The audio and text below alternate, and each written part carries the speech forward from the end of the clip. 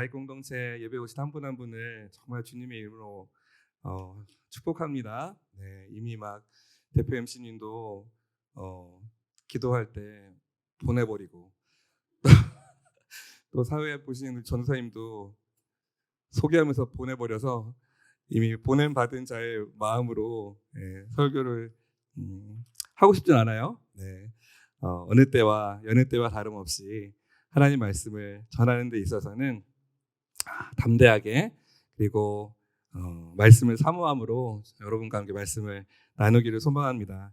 여러분도 아시다시피 저희 다윗 공동체 이거 너무 크니까 좀 그렇네요. 다윗 공동체 저희 그 말씀은 저희가 큐티하는 생명의 삶 본문으로 차례차례 진행이 되고 있어요. 생명의 삶을 책으로 구입해서 보시는 분들은 뒤에 이제 소그룹 나눔 부분을 가지고 저희가 대부분 그 본문으로 설교를 하고 그리고 그 나눔의 그 내용들을 가지고 저희가 나누잖아요. 제가 사실은 다윗 공동체에서의 마지막 설교를 무슨 본문으로 할까에 대해서 고민을 여러 번 했었습니다. 네. 그런데 이번에 별로 고민의 여지가 없었던 것 같아요. 12월 달 생명의 삶 책을 받자마자 사실은 마지막 설교 때 그 소그룹 나눔의 말씀은 어디일까를 먼저 찾아봤었는데 하나님이 참 오묘하게도 이때 이 말씀을 주셨구나라고 생각할 정도로 하나님의 때에 대한 말씀을 주시더라고요. 예, 그래서 제가 고민하지 않고 마지막 설교는 주님이 주신 이 말씀으로 해야겠다 해서 오늘 전도서 말씀으로 여러분과 하나님의 마음을 나누려고 합니다.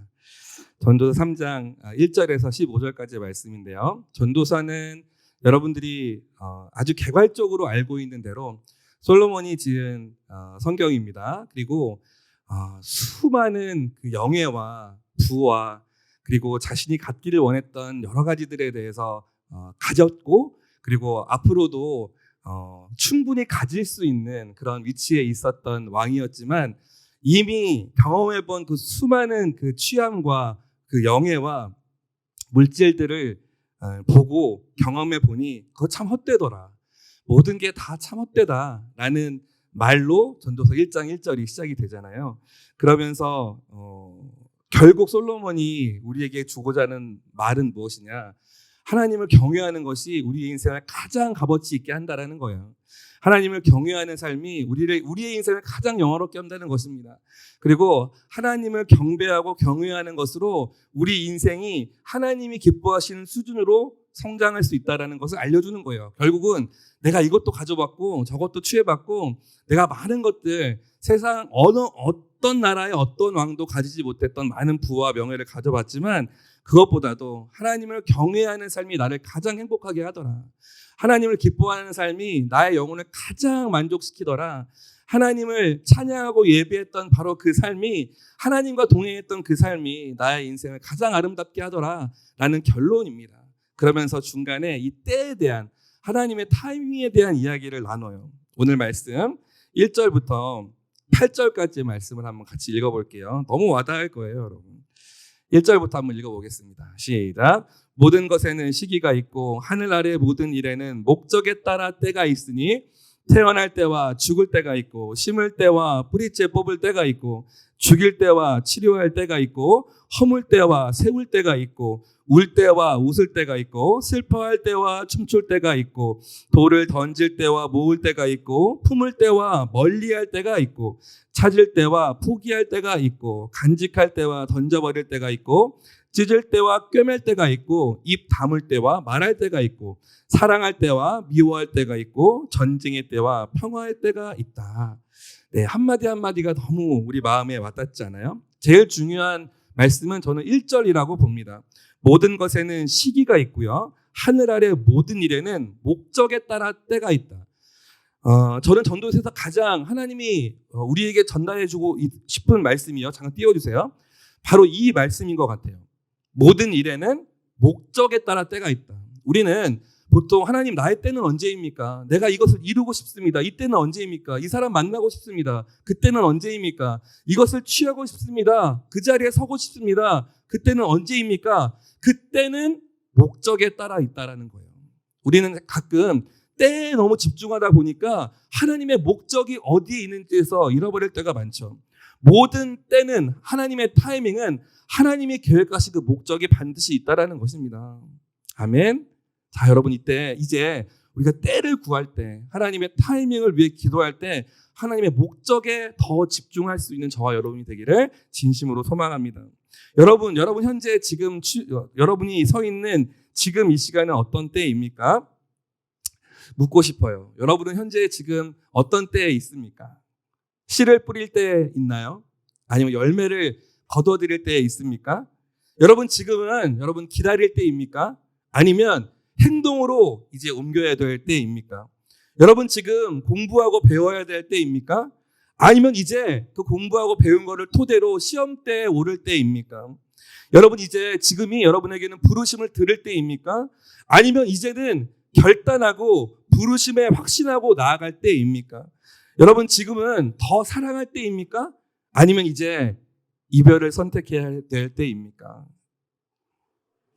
우리는 늘 이 때, 타이밍에 대한 궁금증과 의심과 답답함 때문에 얼마나 많은 시간들을 고민하고 두려워하고 염려하고 있는지 몰라요. 바로 지금 이 순간에도 나의 때에 대해서 하나님은 과연 나에게 어떤 계획을 가지고 계신지, 어떤 뜻이 하나님께 있는지에 대해서 궁금해하고 또 약간은 두려워하고 또 누군가는 낙심하고 있는 사람들이 있을 줄로 압니다. 저도 바로 이제 오늘의 때, 이 이별의 때를 앞두고 제가 과연 어떤 선택을 해야 될지에 대해서 굉장히 많이 고민했었어요. 제가 차마 누구에게 나누지 못했던 고민들이 저에게도 참 많이 있었습니다. 지금이 떠나야 할 때인가? 이제는 이별을 해야 할 때인가? 아니면 조금 질척거리는 것처럼 보일지라도 옷깃을 붙잡고 조금만 더 있게 해달라고 말해야 될 때인가? 그 때가 언제인지에 대해서 저도 굉장히 많은 고민과 기도의 시간들이 있었어요. 그런데 하나님이 사람을 통해서 그리고 말씀을 통해서 음성을 통해서 저희에게 다음 스텝에 대한 하나님의 인도하심을 알려주셨다고 저는 믿고 그 음성에 순종하여서 이 시간들을 보내고 있습니다. 자, 하나님의 때를 어떻게 알 수 있는가? 그리고 하나님의 때에 대해서 우리가 어떻게 순종해야 되는가? 이 말은 하나님의 힘과 인도하심으로 살아가야 하는 우리의 태도를 말해요. 우리가 하나님의 때가 언제이고 그 때에 대해서 우리가 어떻게 그때에 반응해야 된다라는 것은 바로 나는 하나님의 힘에 의해서 하나님의 인도하심에 따라서 살고 싶다라는 고백이 먼저 선행되어야 한다는 것이죠. 그런데 하나님의 힘과 하나님의 인도하심에 따라 살아가는 모습은 그렇다면 과연 어떤 모습일까? 몇 가지 여러분이 알아듣기 쉬운 예화를 몇 가지 들어볼게요. 하나님의 힘과 인도하심으로 살아간다는 것은 어떤 삶의 모습을 말하는 것일까? 우리가 너무나 잘 알고 있듯이 창세기에 노아의 방주 이야기가 있죠. 하나님이 노아에게 방주를 만들라라고 하시면서요, 아주 디테일하게 어떤 모습으로, 어떤 형태로, 어떤 나무로 만들어야 되는지를 다 알려주셨어요.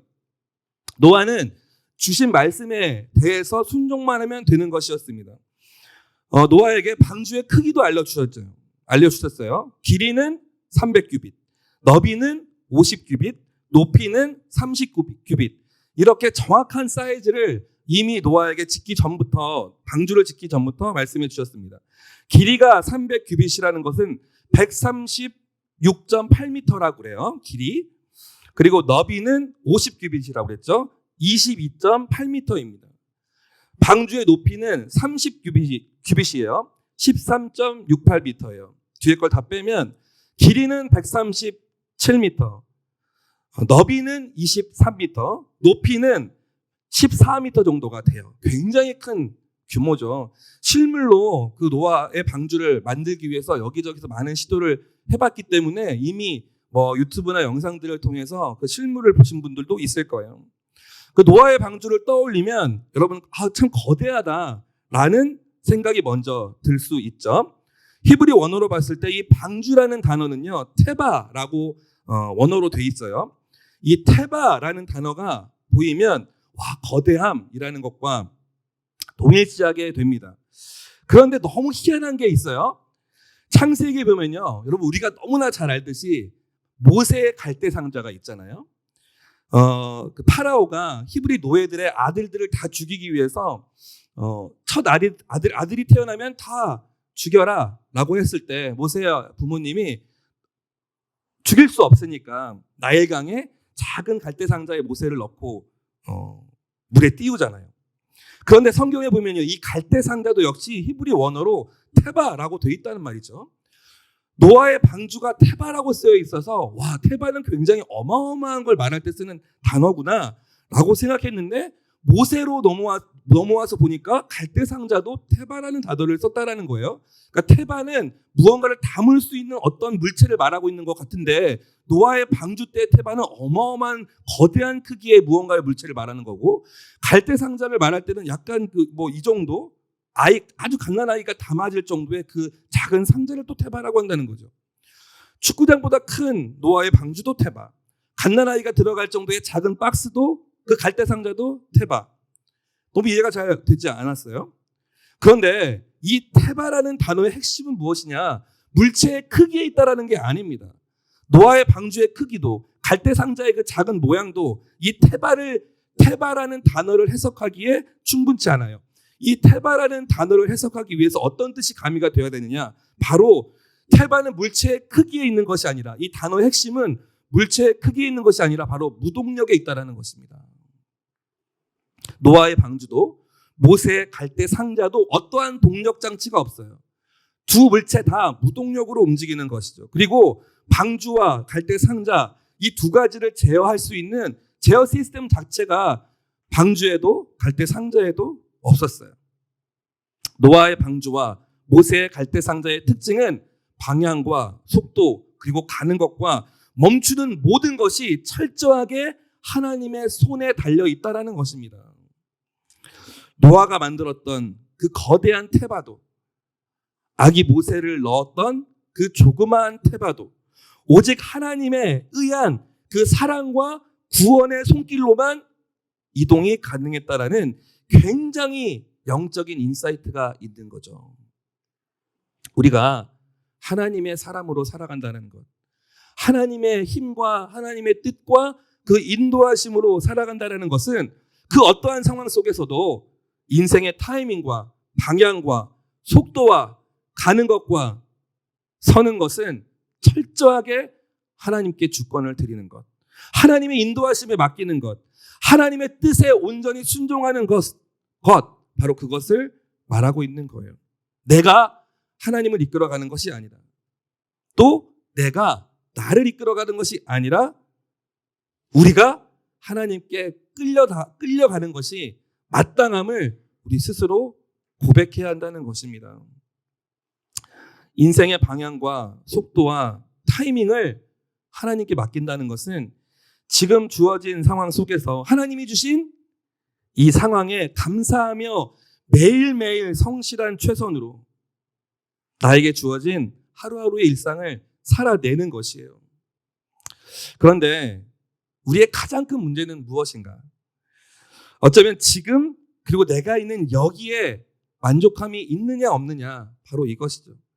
참 많은 청년들 그리고 많은 크리스찬들과 얘기를 하다 보면 지금 그리고 바로 나에게 주어진 바로 이것에 만족하는 사람은 그렇게 많지 않아요.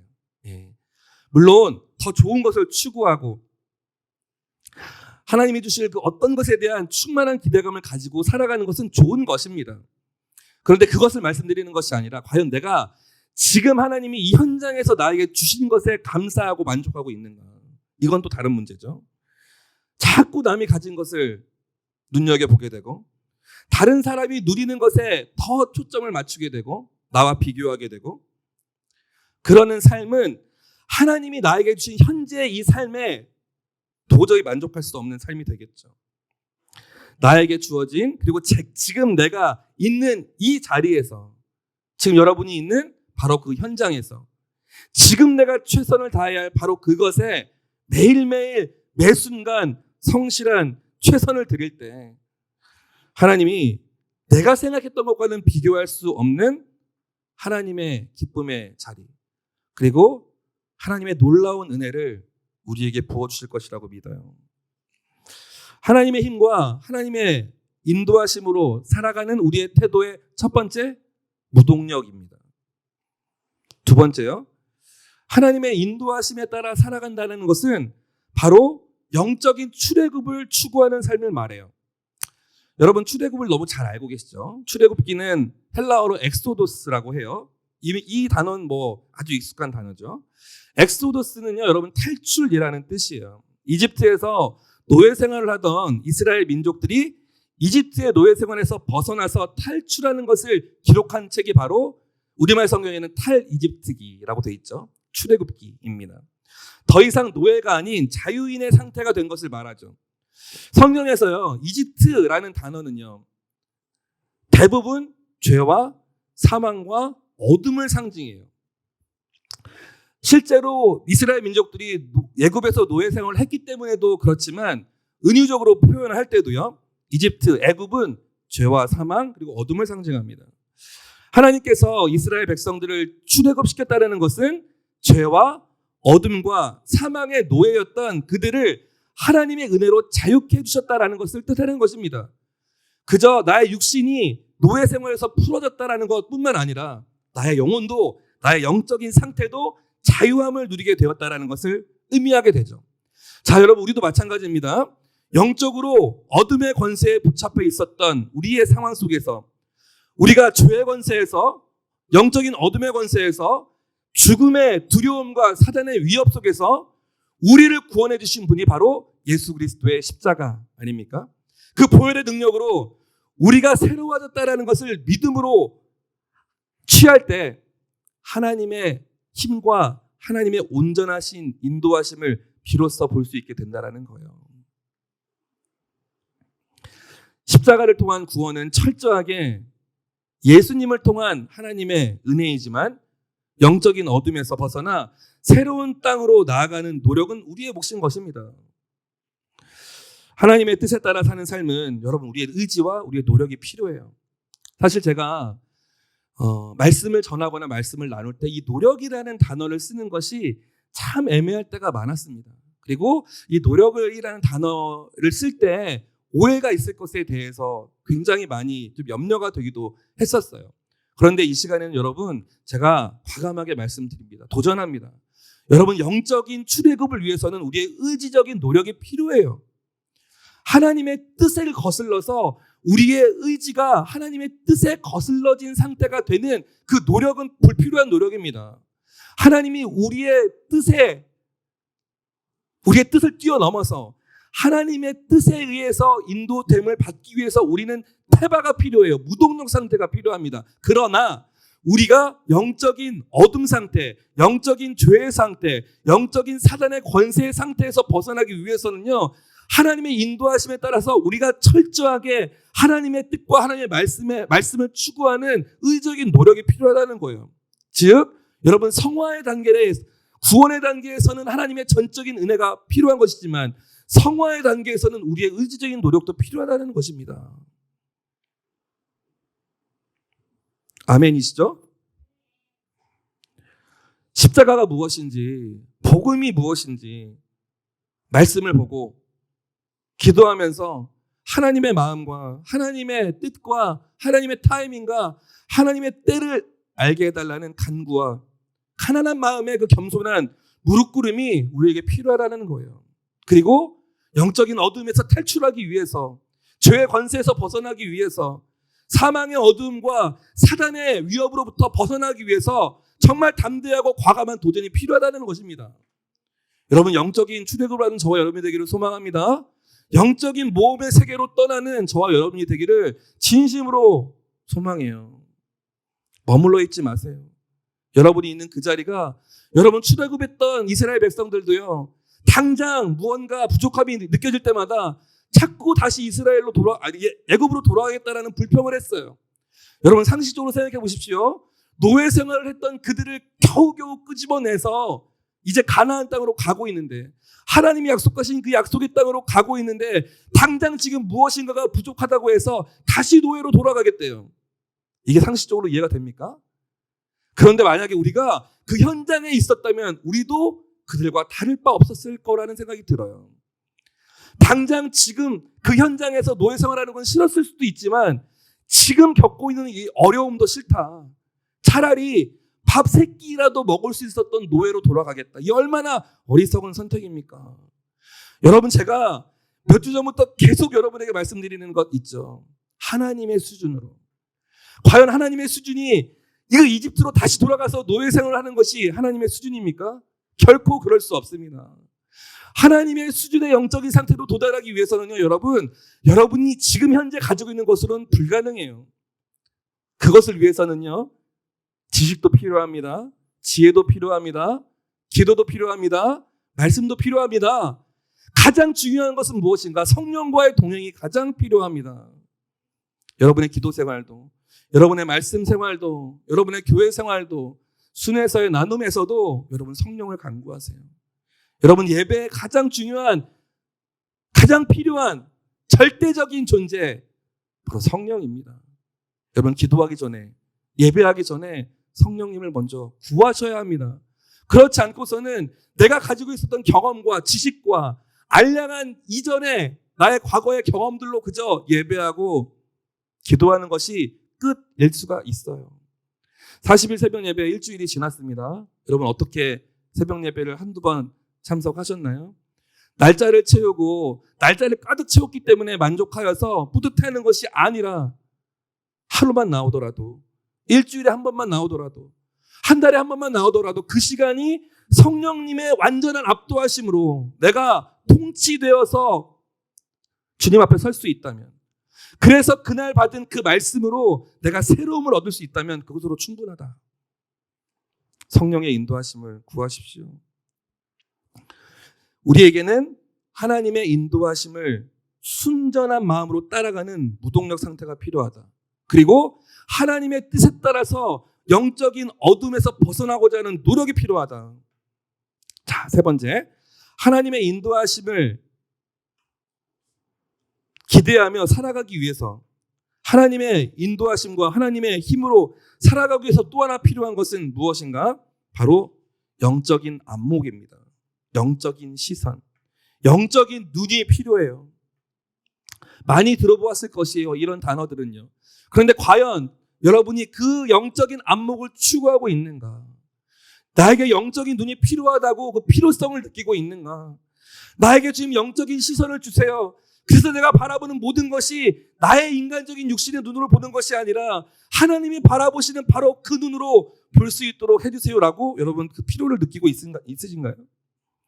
영적인 눈을 가진 사람은 칠흑 같은 어둠 속에서 곧 닥쳐올 새벽을 보는 사람입니다. 지금 현재 칠흑 같은 어둠이기 때문에 그 어둠에 매몰되어서 아무것도 못하고 낙심하는 사람이 아니라 이제 곧 새벽이 온다, 이제 곧 날이 밝아온다 라고 한 발짝 더 앞서가는 사람들이에요. 영적인 눈을 가진 사람은 여름 안에서 겨울을 대비합니다. 폭풍 속에서 정적을 대비해요. 또 정적 속에서 폭풍우가 올 것을 대비하고 바라보죠. 무에서 유를 바라보는 사람, 바로 영적인 눈을 가진 사람입니다. 역사적으로도 성경적으로도 이 영적인 눈을 가진 사람에 의해서 세상이 바뀌고 변화되었어요. 하나님은 우리들에게 영적인 눈을 주시기를 원하세요. 그리고 영적인 안목을 가진 사람들을 사용하기를 원하십니다. 하나님이 이미 저와 여러분에게 그 눈을 주셨을 것이라고 믿어요, 저는. 이제 우리가 그 눈을 올바로 뜨고 주님이 주시는 그 안목으로 세상을 바라보는 것만 남아 있습니다. 그러기 위해서는 어떻게 해야 하는가? 하나님의 마음이 우리 안에 가득 쏟아 부어져야 합니다. 이미 하나님은 쏟아 붓고 계십니다. 그것을 내가 취할 수 있느냐 없느냐 바로 우리의 몫이에요. 그것을 간구하느냐 안 하느냐 바로 우리의 몫이에요. 그것을 기대하느냐 기대하지 않느냐 여러분 우리의 몫입니다. 내가 주장했던 나의 인생에는 완벽하게 무동력을 선언하고 내 삶의 어두운 부분에 있어서는 나의 의지와 노력으로 영적인 출애굽을 이루어내고 끝없는 갈망과 간구함으로 하나님의 눈을 주세요라고 기도할 수 있는, 그리하여서 하나님이 내가 사랑하는 사람으로 이 세상에서의 리더를 세우고 싶다고 했을 때 하나님 내가 여기 있습니다 라고 말할 수 있는 그런 저와 여러분이 되기를 진심으로 소망해요. 저는 저와 여러분이요, 상황과 환경에 휘둘리지 않고 상황 때문에 하나님의 존재를 부인하지 않고 상황 때문에 믿음의 길을 포기하지 않고 끝까지 하나님이 나의 인생에 가장 선한 것과 가장 좋은 것을 주실 거라는 이 믿음, 좀 속되게 말해볼까요? 무식한 믿음. 이를 악물고도 끝까지 지켜내는 그 믿음이에요. 여러분, 우리가 이전에 시편을 여러 편 살펴봤지만 시편에 나와 있는 다윗의 상황은 결코 그 찬양의 시가 나올 수 없는 그런 혹독한 상황이었다고 많이 말씀드렸죠. 이미 여러분도 많이 배워서 알고 있죠. 그때 과연 다윗이 그 모든 상황들을 뒤로하고 마음에 아무런 거리낌도 없이 나는 하나님을 찬양합니다, 할렐루야라고 했을까? 저는 그러지 않았을 거라고 믿어요. 저는 그렇게 생각하지 않습니다. 그의 할렐루야는요, 이를 악문 할렐루야였어요. 그의 할렐루야는요, 마음을 짜내고 그럼에도 불구하고 내가 이 하나님, 선하신 하나님을 결코 포기할 수 없다, 자신의 의지와 자신의 온 마음을 다하는 그런 할렐루야라고 저는 믿어요. 어떻게 그 상황에서 아무렇지도 않게 하나님을 찬양하고 하나님의 아름다우심을 노래할 수 있겠습니까? 그 누구도 그것은 불가능해요. 그럼에도 불구하고 다윗이 불렀던 그 처절하리만큼 이를 악문 그 할렐루야도, 그 찬양도 하나님이 기뻐 받으실 뿐만 아니라 시대를 변화시키는, 세대를 일으켜 세우는 리더로 쓰셨다는 거죠. 그 차이는 바로 그것 하나 아니겠습니까?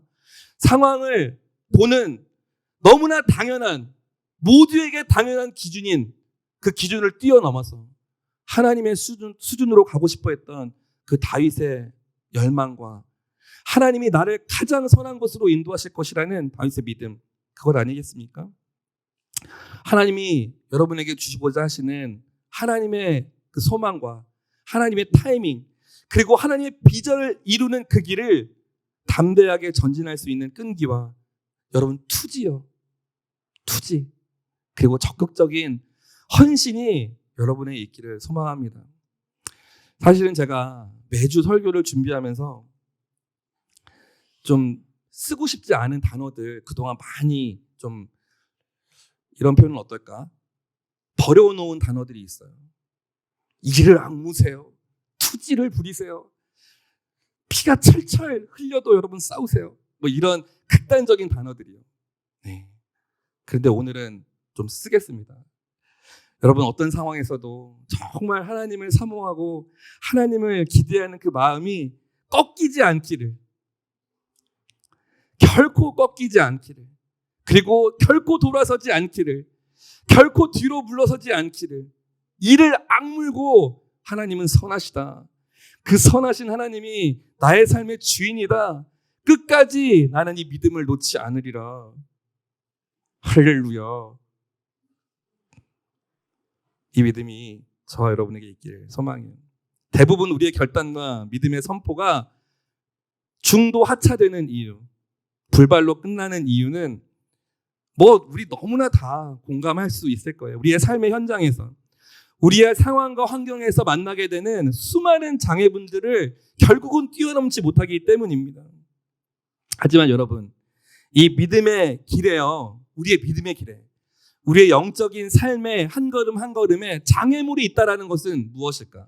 그리고 그 장애물을 사단이 결코 뛰어넘지 못하도록 막으려고 방해하는 그 이유가 있다면 그 이유는 무엇일까? 그 장애물을 뛰어넘었을 때 그 장애물 뒤에는 하나님의 놀라운 영광이 있다는 거 아니겠습니까? 저는 그렇게 믿습니다.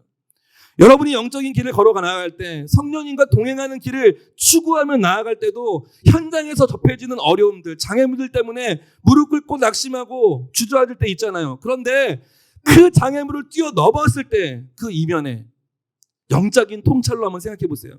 그 이면에는 무엇이 있겠습니까? 하나님의 영광이 기다리고 있다는 거예요. 하나님의 영적인 승리의 면류관이 기다리고 있다는 것입니다, 여러분. 그런데 우리는 그 장애물 때문에 더 이상 전진하지 못하고 뛰어넘지 못하고 장애물 앞에 머물러 있다라든지, 아니면 어떻게 하면 돌아갈 수 있을까? 어떻게 하면 누구 손에 이끌려서 갈 수 있을까? 어떻게 하면 다른 길을 찾을 수 있을까? 아니면 어떻게 하면 이 장애물이 없어지지? 그렇게 기다리다가 사라지지 않으면 슬며시 뒤를 돌아서 왔던 길로 가버리지 않습니까? 더 이상 참지 못하고 나의 꿈이었다고 말했던 그것을, 하나님이 주신 비전이라고 말했던 그것을, 하나님이 나에게 약속하셨다라고 말한 바로 그것을 포기하고 말아버립니다. 그런데 중요한 건 뭐냐면 그 다음이에요. 좋다 이거예요. 그리고 나서는 실패감에 빠져든다는 거죠. 끝없는 낙심의 어둠 속에 여러분 스스로를 방치해 놓는다는 것입니다. 여러분이 생각하는 그 비전의 길, 하나님이 주신 그 약속의 길을 끝까지 가보기를 원하세요? 대답을 하세요. 끝까지 가기를 원하십니까? 오늘 제가 일을 안 물었습니다. 저는 오늘 우리 앞에 놓여져 있는 거대한 장애물이 존재함에도 불구하고 나를 가장 선하게 인도하시는 주님의 뜻과 소망함을 마음에 품고 그 소망을 잃어버리지 않고 정말 이를 악물고 하나님의 마음, 내 마음에 주신 하나님의 마음을 끝까지 지켜나가며 집념과 투지를 가지고 난관에서 극복할 수 있는, 담대하게 그 길로 나아갈 수 있는 그 방법을 한번 나눠보려고 합니다. 자, 이곳은 누가 봐도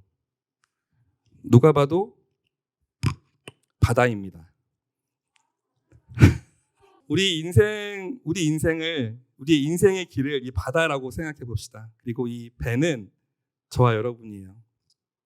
망망대해에 이렇게 저와 여러분이 항해를 시작했습니다. 자, 이 배가 이제 항해를 시작합니다. 앞으로 전진하여 인생이라는 망망대해를 전진하며 나아가고 있어요. 그런데 이 배가 점점 가라앉네요. 찢어졌네요. 자, 여러분 상상하세요. 그냥 현상만 보지 말고 제 말을 들으세요. 네, 이 배가 얘도 찢어졌네요. 앞으로 전진을 하다 보니, 자, 이 앞에 나타난 게 무엇일까요? 암초가 나타났어요. 자, 암초가 나타났을 때 저와 여러분들은 이 암초 앞에서 이제 고민하기 시작합니다. 정상적이라면 이 장애물을 넘기 위해서 불가능한 일, 바다에서 이 배가 어떻게 이 장애물을 넘겠어요? 그러면 크리스찬인 저와 여러분은 이 장애물을 우회하는 길이 있을까? 라는 지혜와 기지를 발휘하겠죠. 그리고 찾아볼 것입니다. 이 우회할 수 있는 길이 있을까? 근데 우회할 수 있는 길도 없음을 발견하게 돼요. 암초와 해초들로 인해서 도저히 빠져나갈 길이 없음을 발견하게 됩니다. 자, 그럴 때 크리스찬 청년인 저와 여러분은 어떻게 하겠습니까? 이 장애물 앞에서 이제 기도하기 시작하죠. 40일 시작됐으니까 40일 특별 새벽 예배 내가 들이타 완주한다. 내가 이 완주하면 이 장애물을 뛰어넘든지 아니면 이 장애물이 사라지든지 뭐 어떻게 알아서 되겠지? 그리고 40일을 기도하기 시작하죠. 하나님, 이 장애물을 뛰어넘게 해주십시오. 이 장애물을 물리쳐 주십시오. 이 장애물이 더 이상 저에게 방해되지 않도록 성령 하나님 나의 길을 인도하여 주십시오. 끊임없이 기도하겠죠. 그런데도 이 암초는 꿈쩍도 하지 않아요. 내가 예수 그리스도 이름을 명하노니 이 암초들아 떠나갈지어다 해도 이 암초는 떠나가지 않습니다. 그러면 이제 기도의 강도를 높일 수 있겠죠. 산기도도 하러 가고 기도원에 찾아가서 금식 기도도 해보고요. 끊임없이 우리가 할 수 있는 최선의 노력을 다 할 것입니다. 그런데 이 암초는 사라지지 않아요. 그 뿌리가 얼마나 깊이 바닷속에 박혀 있는지 상상이 되잖아요. 겨우 이 위를 드러낸 윗모습을 드러내는 것 뿐일 테니까요. 우회로를 찾아봐도 없고 이 암초를 피할 수 있는 것은 없습니다. 기도해도 그 기도가 왠지 먹혀들 것 같지 않아요. 자, 이때 대부분의 사람들은 이제 이 항해를 포기합니다. 이 암초는 더 이상 나의 앞에서 사라지지 않을 것이다. 대부분의 우리의 인생 속에서, 우리의 인생의 항해 속에서 우리가 장애물을 만났을 때 선택할 수밖에 없는 우리의 태도는 이래요. 그리고 하나님의 부르심을 의심하게 되죠. 그런데 여러분, 정말 그럴까요? 정말 이 장애물은 도저히 뛰어넘을 수 없는, 과연 우리의 인생을 결코 이 자리에 머물게 할 수밖에 없는 그런 장애물일까요? 우리가 알고 있는 성경에 하나님이 아름답게 쓰신 위대한 영적인 지도자들, 영적인 리더의 발걸음도 다를 바가 전혀 없었습니다. 이들에게도 너무너무나, 이 바위가 가라앉고 있으니까 잠깐만 빼놓고 이따 다시 올려둘게요. 영적인 지도자들의 걸음도 다를 바가 하나도 없었어요. 사도 바울, 그리고 다윗, 이 두 사람만 보더라도 그들 앞에 놓여져 있는 어마어마한 영적인 장애물들이 있었습니다. 자, 이 장애물을 뛰어넘기 위한, 이 장애물을 극복하기 위한 사도 바울 또는 예배자 다윗의 결정은, 선택은 바로 이것이었어요.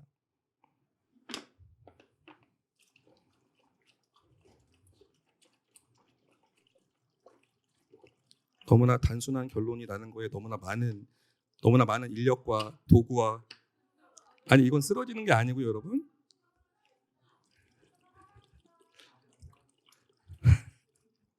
암초는 사라지지 않아요. 감사합니다. 이거 잘 아름답게 편집해 주세요. 좋게 나가게. 자, 뭐가 보이나요? 아, 이거 좋은 건데. 자, 물이 더 이상 없으니까 이제 상상하세요. 자, 이렇게 물의 수위를 높여가면 높여갈수록요, 암초는 더 물에 잠기게 되고 배는 당연히 물 위에 뜨게 되겠죠. 영적인 리더들, 하나님이 선택하신 영적인 위대한 지도자들이 선택한 길은 바로 이런 길이었다라는 거예요. 이 암초가 내 눈앞에 놓여 있지만 이것을 극복할 수 있는 길은 나의 영적인 수위를 높이는 것이다 라는 것이 그들의 결론이었던 것입니다. 더 이상 이 자리에 머물러 있지 않고, 더 이상 암초, 장애물만 탓하지 않고, 내가 이 순간에 이 장애물을 뛰어넘기 위해서 무엇을 해야 될지를 고민하면서 선택한 것이 바로 이 선택이라는 것입니다. 어떻게 하면 뒤로 돌아갈까? 어떻게 하면 이 자리를 물을 수 있을까? 어떻게 하면 더 이상 이 험난한 시험에서 내가 벗어날 수 있을까만을 고민한 것이 아니라 하나님이 주시는 그 마음에 완전하게 클릭이 되어서, 나의 영적인 수위를 하나님의 수준으로 높여보자 라고 고민했을 때 펼쳐진 그들의 결론은 바로 이거였다는 거예요. 더 이상 암초가 더 이상 나에게 장애가 되지 않도록, 더 이상 암초나 방해는 더 이상 나의 앞을 가로막을 수 없을 정도로 충분히 그 영적인 수위를 높여놓으면 나의 항해는 이 수준을 뛰어넘는다는 것이죠. 바울과 다윗의 눈앞에 놓여있는 수많은 장애물들, 목숨을 앗아갈 수도 있을 것 같았던 그 험난하고 두려웠던 장애와 방해는 바로 이렇게 극복되었던 것입니다. 여러분 앞에도 여전히 장애물은 존재해요. 그리고 앞으로 수많은 장애물들이 여러분 앞에 놓일 것입니다. 사단은요, 여러분이 하나님께 더 가까이 나아가지 못하도록, 하나님과 더 친밀하지 못하도록, 하나님의 뜻을 완수하지 못하도록 여러분에게 끊임없이 방해물을 투척할 거예요. 수많은 어려움들, 수많은 고민들, 번민과 낙심들, 그 돌덩이들, 암초들을 여러분의 인생 앞에 놓을 것입니다. 자, 그럴 때 여러분이 선택해야 할 것은요, 그동안에 여러분이 했던 경험들은 이제 다 버려야 돼요. 이제 어떻게 해야 되는가? 여러분의 영적인 수위를 높이는 것입니다. 영적인 안목을 높이는 것이에요. 그것은 어디로부터 오는가? 하나님으로부터만 오는 것입니다. 하나님이 주시는 영적인 안목으로 하나님의 수준의 영적인 수위를 취하는 것입니다. 이것은 여러분 우리 평생의 숙제입니다. 하나 넘어가고, 그러면 더 큰 게 올 거예요. 또 넘어가고, 그렇게 우리의 영적인 수준은 높아지는 것이죠. 여러분, 영적인 수위를 높여서 인생의 장애물을 넘어서십시오.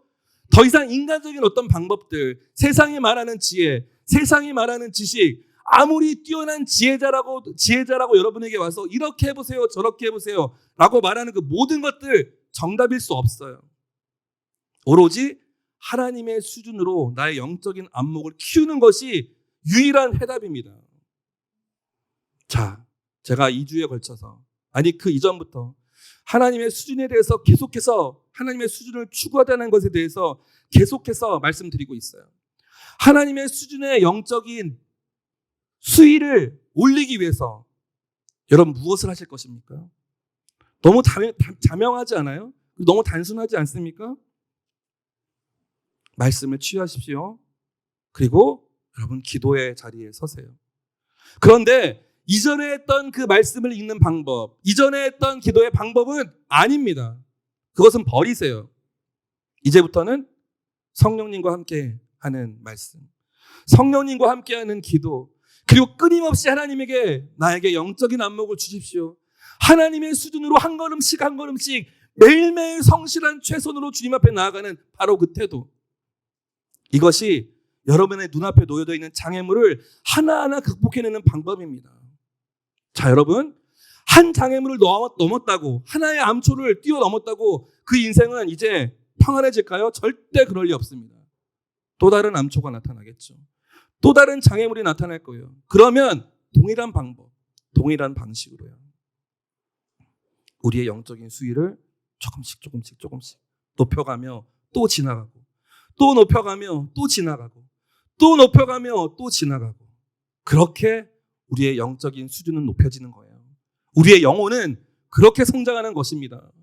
아무리 말씀을 많이 읽어도, 아무리 기도를 많이 해도, 교회를 30년 40년 나 권사다, 장로다, 목사다 하여도 하나님의 영적인 수준으로 따라가지 않으면요, 늘 그 자리에 머물러서 늘 똑같은 말만 하고 있습니다. 그러면서 기독교를 변질시키고 있어요. 그러면서 말씀을 변질시키고 있습니다. 하나님은 우리 기도를 안 들으실 수도 있다. 마치 하나님은 우리의 뜻대로 하나님의 기뻐하시는 그 길을 인도하시지 않을 수도 있다. 하나님을 자꾸 오해하게 만듭니다. 하나님의 수준을 자꾸 작게 만들어요. 하나님의 크기를 자꾸 축소시킵니다. 인간적인 수준으로요. 아니요, 그럴 수 없어요. 여러분, 사모하십시오. 영적인 안목에 대한 사모함. 하나님의 수준으로 내 영혼이 더 성장하기를 원합니다라는 아주 간절한 우리의 마음의 기도. 성령님, 나의 기도를 인도하여 주시고 내가 읽는 이 말씀들 한마디 한마디가 나의 마음 가운데 새겨져서 그것이 결코 세상의 책을 읽는 것처럼 읽고 지나가는 것으로 끝나는 것이 아니라 나의 영혼의 자양분이 되어 하나님의 뜻을 이루어 드리기 위한 아름다운 도구로 사용되게 해 주십시오라는. 자, 이제 여러분에게 제가 마지막으로 권면하고 싶은 말은 바로 이것이에요. 다 했어요. 제가 이제 어딜 가도 이 이상의 말씀은 전할 수 없습니다, 여러분. 여러분 안에 이러한 갈망이 있기를 바라요. 여러분 안에 기도라는 말을 떠올릴 때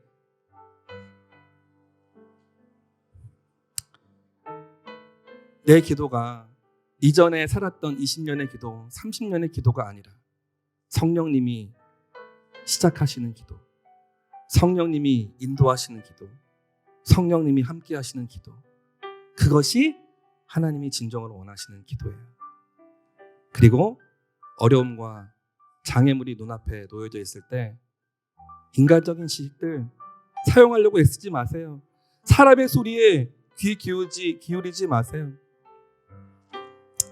하나님 앞에 하나님 나의 영적인 수위를 더 높여주십시오. 성령님, 나의 손을 붙잡아서 하늘 높이 끌어올려 주셔서 하나님의 안목으로 내가 비상하는 것을 경험하게 하여 주시옵소서. 더 이상 현장에, 이 현실에, 현재의 모습에 머물러 있는 것이 아니라 성령님과 함께 두 날개를 활짝 펴고 비상할 수 있는 하나님의 사람이 되게 하여 주십시오. 여러분, 이것이 마치 꿈처럼 느껴지고 이것이 마치 그저 상상력을 동원하여서 상상을 해야만 나타나는 것이 아님을 저는 믿습니다. 가능해요. 성령님과 함께 하나님을 향해 비상하는 바로 그 모습, 여러분과 저의 모습이 되기를, 저와 여러분의 미래의 모습이 되기를 진심으로 축원합니다. 하나님이 반드시 여러분에게 그 일을 이루실 거예요. 하나님이 반드시 소원하는 자에게 그 일들을 이루실 것입니다. 아멘이십니까? 자, 이 시간 이 찬양을 주님 앞에 드리면서 나아가기를 소망하는데요. 믿음이 없이는 기쁘시게 못하나니 고된 수고도 다 헛될 뿐이다. 믿음이 없이는 기쁘시게 못하나니 주를 찾는 자 반드시 만나리. 믿음이 없어서 무너진 삶의 자리에 다시 하나님 기다립니다. 여러분, 믿음으로 주님을 찾고 구하면 여러분 반드시 만나 주십니다. 이를 악물고 여러분 참고 기다려 보세요. 여러분의 한계점을 찾고 늘려가 보세요. 여러분의 영적인 수위를 계속 높여 보세요. 하나님의 뜻이, 하나님의 마음이, 하나님의 생각이, 하나님의 계획이 여러분의 타이밍과 완벽하게 클릭되는 바로 그 순간 하나님의 뜻이 여러분을 통해서 이루어질 것입니다. 세상이 여러분을 바라볼 것이에요. 사람들이 여러분을 찾아올 것입니다. 나는 어떻게 살아야 합니까? 나는 이제 어떻게 해야 합니까? 여러분이 했던 그 고민의 수준을 뛰어넘어서 이제는 여러분이 대답해 준 사람들이 돼야 합니다.